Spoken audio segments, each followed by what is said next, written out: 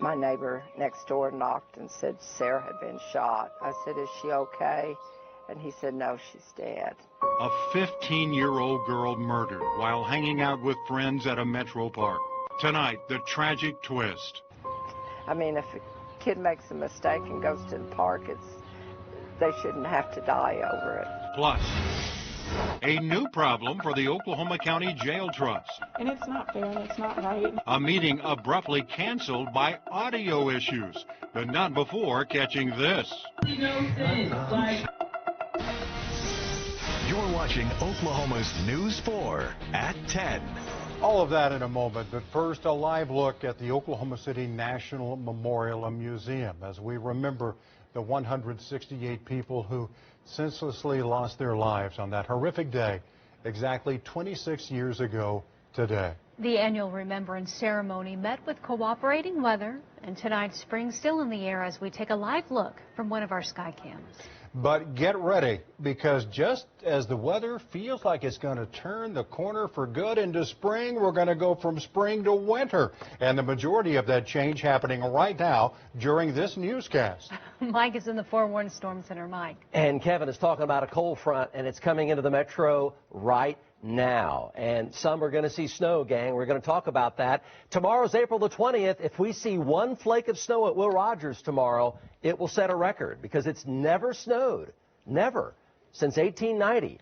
On April the 20th in Oklahoma City. Remarkably, here goes spring moving on out. It was 76 in parts of the metro today and almost tapped 80 down in southwestern Oklahoma. But here comes the cold front. It's still in the low to mid 60s in Moore and Norman. We're dropping into the mid 50s in Watonga right now. And it's already in the 30s in the Panhandle at Guyman. It's 43 in Woodward, 43 in Alva. And it is snowing right now at Kenton, out in the Oklahoma Panhandle. Look at this big batch of snow here coming out of Colorado into western Kansas tonight. The cold front is literally pouring in the cold air. We're going to talk about your low temperatures and your plants here coming up. So much to talk about. And this is all light to light moderate snow tracking to the east-southeast. There's Oklahoma City. And by morning, our wind chill factors will be in the middle to upper 20s. And that's going to stick around for the first half of your day tomorrow. Then we're going to talk about what that means in terms of your plants. Freeze watches and freeze warnings are out. We'll take a look at when it may snow in the metro tomorrow. That forecast moments away. Thank you, Mike. Tonight, a mother's heartbreak. Her teenage daughter caught in the wrong place at the wrong time. Police calling her the victim of a bullet meant for somebody else. 15-year-old Sarah Collins laid to rest today, 10 days after she was shot and killed near Southeast 22nd and High. And tonight, the search for her killer continues.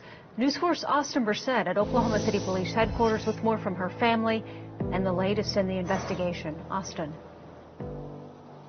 Well, Jolene, Sarah's family says that they remember her as a caring soul who lived her life to the fullest. But with no suspects and no arrests at this particular point in time in the case, the family says that they're just left praying for answers and justice.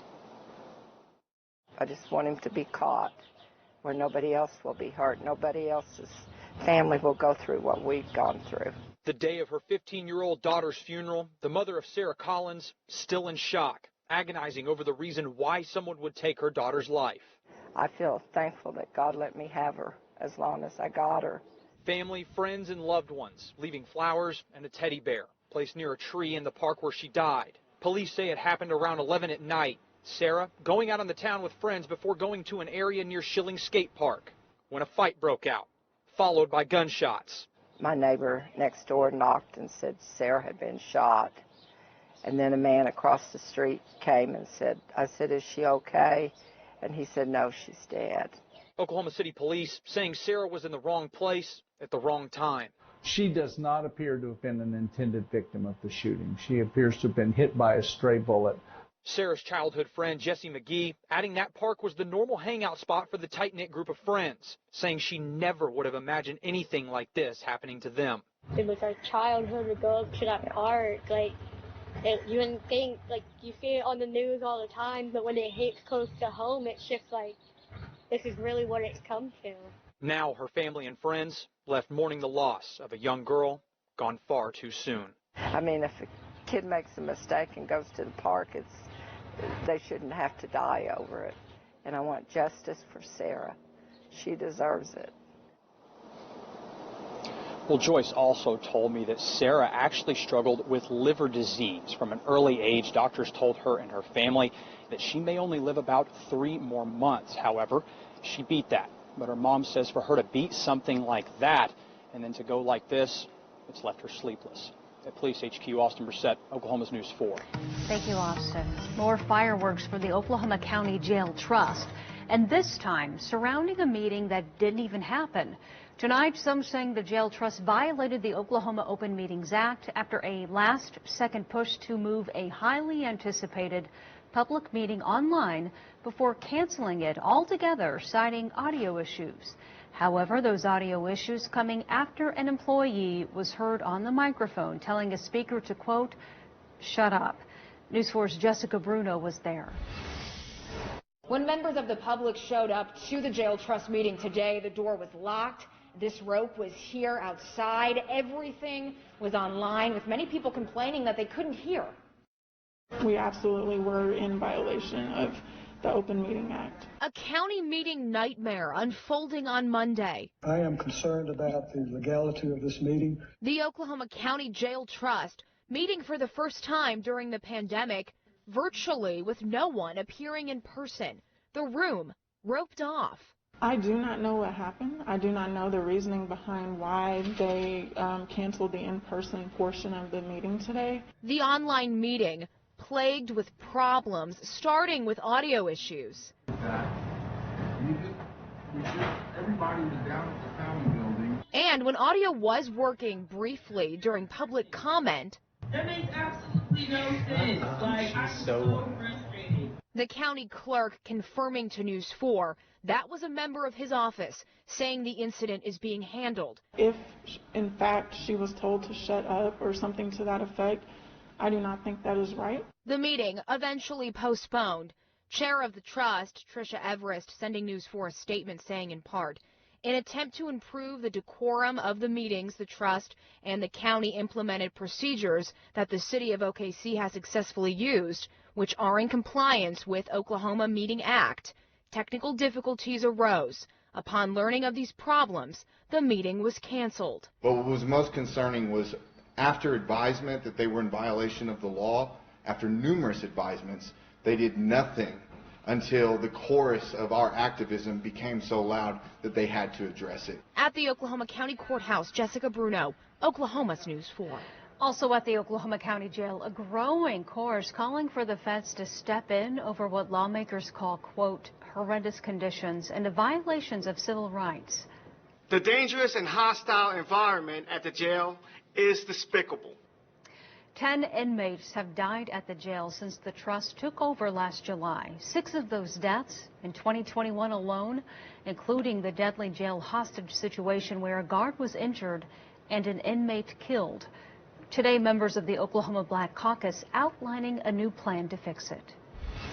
My suggestion is a federal takeover, for the federal government to take over the entire jail, unless we come to a resolution where we can build a new jail with a sales tax. It is absolutely time that somebody, hopefully the DOJ, does come in and provide that relief in order to save the lives that live and work at that jail. A jail trustee you just heard from there saying she absolutely supports federal intervention. Jail Trust Chair Tricia Everest telling News 4 in part, quote, I invite the caucus and any legislators to come tour, see the changes and plans, and discuss their concerns and comments. We will cooperate with any oversight. Representative Loesch says he has not been able to speak to Attorney General Garland yet, but he does hope to set up a meeting soon. Jury deliberations have begun in the trial of former Minneapolis police officer Derek Chauvin in the death of George Floyd. Both prosecution and the defense presenting closing arguments, ultimately leaving the fate of Chauvin in the hands of the jury. But as the city and much of the country waits for a verdict, crowds and security grow outside the courthouse. Jay Gray is in Minneapolis with the latest.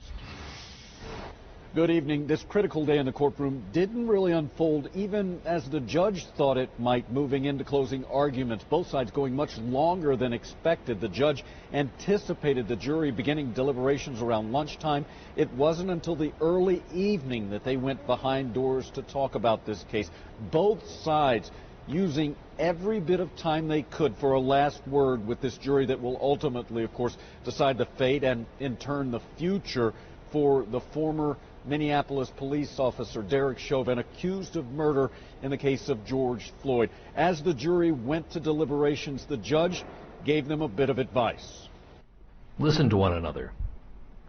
You must carefully evaluate the evidence and resist and help each other resist any urge to reach a verdict influenced by bias for or against any party or witness.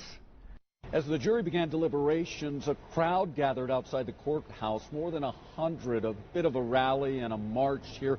Also at the same time, the governor of Minnesota issuing what he calls a peacetime emergency, calling for help from police officers outside the state, from Ohio and Nebraska, on their way in to join the more than 3,000 National Guard soldiers and 1,500 police and federal agents already on the ground here. That's the latest from Minneapolis. I'm Jay Gray. Back to you now. All right, well, the jury is now sequestered and will remain behind closed doors until they do reach a verdict. Also from Minnesota tonight, former Vice President Walter Mondale has died. He was a Democrat senator from Minnesota when he was selected by presidential nominee Jimmy Carter to be his running mate in 1976. Mondale later ran unsuccessfully for president in 1984 against Ronald Reagan. Walter Mondale was 93 years old. 26 years ago was a day that started out like so many others before it. But in a split second, the city and the country would never be the same. Remember it so well.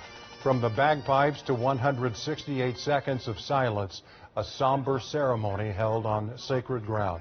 Relatives of the victims gathered at the site again today, along with the man who helped bring the attackers to justice. The keynote speaker, U.S. Attorney General Merrick Garland, recalled being here 26 years ago, walking through debris and speaking to the victims' families. I cannot express the depth of my gratitude for your thinking of our comfort in your pain, nor the depth of my admiration for the care that Oklahomans extended to those who were hurting, neighbors and strangers alike. And as we head into break here, a live look from the Oklahoma City Memorial. 168 chairs, shining bright for the lives they honor. And Mike, so thankful the weather cooperated for that very special ceremony today. You know, a lot of folks may or may not remember during the 10 o'clock news that night, a line of severe storms came through. Yes. So it was truly the worst day ever. We don't want another one. Yeah. We have a cold front coming through right now. Folks, quite a few Oklahomans are going to see snow tomorrow. But I'm also thinking about your plants. We're going to take a really close look at the low temperatures, both tonight and tomorrow night. It's a full plate of weather, and it's for you coming up next. Also coming up, the story that'll make you squirm. Squirm. Why scientists are so concerned about these Oklahoma earthworms, Alaskan bullworm. Yeah. You're watching Oklahoma's News 4 at 10 with Jolene Chaney, Kevin Ogle, Mike Morgan, Brian Brinkley, and Adam Snyder in your corner. Oklahoma's News 4, looking out for you. A warning today, not only for us, but for Jolene, who hates this video. An invasive species of worm is wriggling its way into Oklahoma. Take a look. Here you go, Jolene. These are commonly known as jumping worms or crazy worms. Right there, they thrash wildly when handled and move quickly like a snake. And get this, they can even shed their tails when threatened. Jumping worms may look like regular earthworms, but they were originally brought from Asia to the U.S. as fish bait. Jumping worms are invasive, too, and dangerous, really, to Oklahoma agriculture, gardens, and forests. 797 new cases of COVID-19 reported in our state since Friday. While hospitalizations are down by 11, dipping just below 200, 21 more people have lost their lives. And tonight, the CDC says Oklahoma has a higher rate of people vaccinated than the national average. 24.5% of Oklahomans are fully vaccinated against COVID-19 compared to the national average of 23%. Meanwhile, 36% of Oklahomans have had at least one shot. Now, forewarned weather with Mike Morgan. Well, I tell you, there are a fair amount of non-believers that think it can't snow on April the 19th, and I don't think we want it to snow, but let me tell you, it can snow tomorrow, April the 20th. It's snowing right now, April 19th, out in the western panhandle. This is a most unusual weather system moving in right now. Lots of cold air coming in, trailing upper level disturbance, just enough moisture and lift. I think we're going to have a little band of rain mixed with snow come through here. I think you can put your watch to it between 10 a.m. and 11:30 a.m. tomorrow morning. And I'm talking about Oklahoma City, right? If we see one flake at Will Rogers, it's a record. It's never snowed on April 20th. Latest snow ever, April 30th, a trace. 62 degrees outside for the next few minutes. South wind at 7 miles per hour, but here comes the cold front. And winter is literally pouring in to the northern half of the state right now, down to 55 in Kingfisher. It's 41 in Woodward, 43 in Alva, 38 in Guyman, snowing out in Kenton, Black Mesa, Boise City, out in our western panhandle right now. Pretty big batch of snow. It's been snowing all day in Denver. Temperatures are in the low to mid 20s right now, not including any wind chill factor. And winter is literally pouring in on these 30 and 35 mile an hour wind gusts right now. And here's the batch of snow making pretty decent progress into western Kansas right now, into the western Oklahoma panhandle, moving to the east-southeast. So lots of snow in Kansas tonight, including accumulating snow. And here's the map for 7 a.m. in the morning. Wind just to the west of the metro by that time. Talking about Clinton, Putnam, Tologa, Moreland, Woodward, Fairview. You're going to start seeing a few flakes of snow flying through the air. There's your clock right there. Snow tonight in our panhandle. 7 a.m., I stopped the clock at 10 a.m. There's Oklahoma County right there. Here's the precipitation. Now, it's not very big, and it's not going to last very long. But, again, it's all relative to the fact that tomorrow's April the 20th.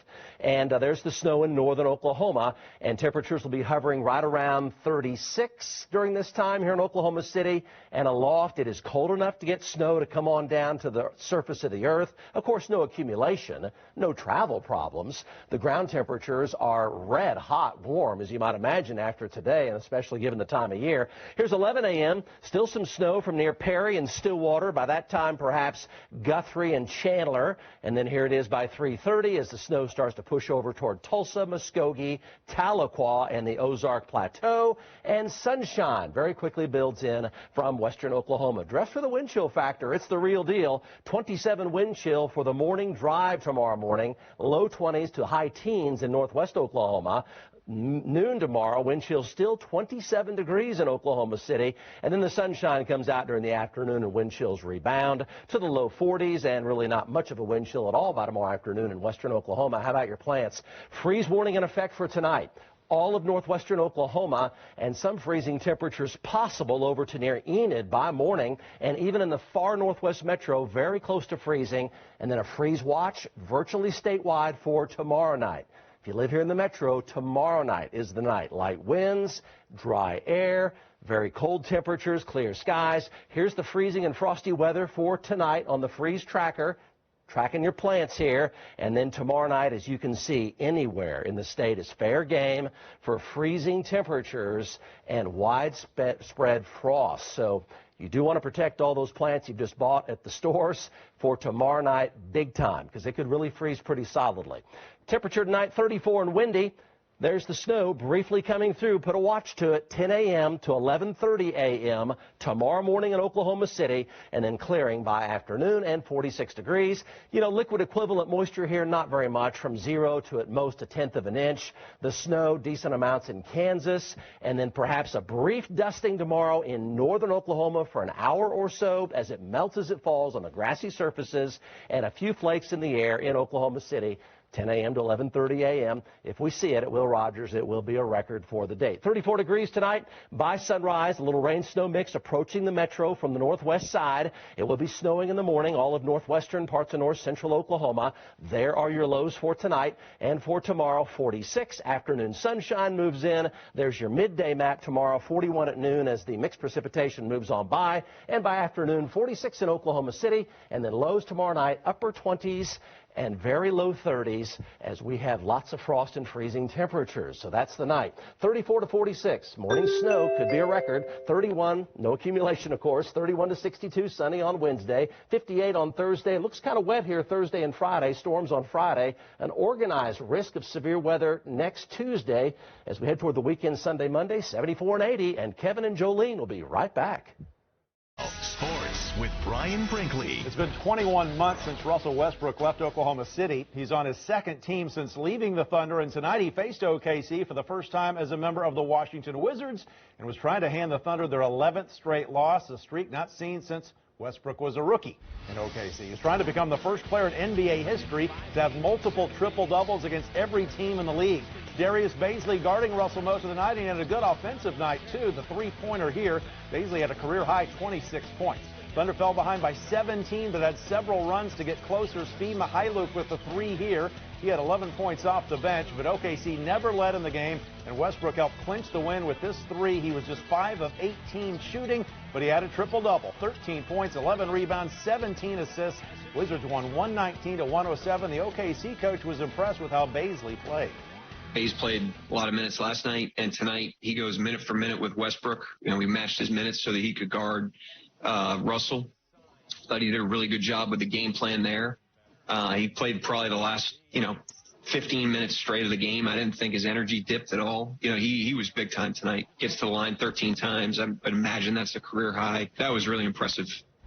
Russell just 9 away from Oscar Robertson's triple-double career record. The OU men's basketball team has a third new player joining the roster in the last 2 days.